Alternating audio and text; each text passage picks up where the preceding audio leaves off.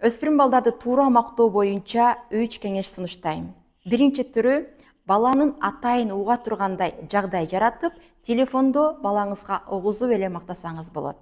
Маселен, баланын конкреттүү плюс жакшы жактарын айтып, бүгүн балам менен чоң адамдай сүйлөштү. Баламдын эс тартып чоңоюп жатканы мени сүйүндүрөт десеңиз болот. Экинчи бир түрү, жакын туугандарыңызга балаңыздын кичине болсо да ийгиликтерин, жакшы жактарын айтып, баланын көз алдында макташыбыз зарыл.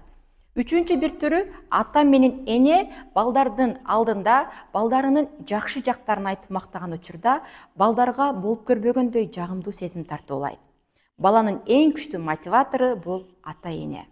Эгерде сиздин 12 жаштан 16 жашка чейинки өспүрүм балаңыз бар болсо, анда өспүрүмдөрдү өнүктүрүүгө арналган өспүрүмдөрдү өнүктүрүү аттуу автордук курсума чакырам.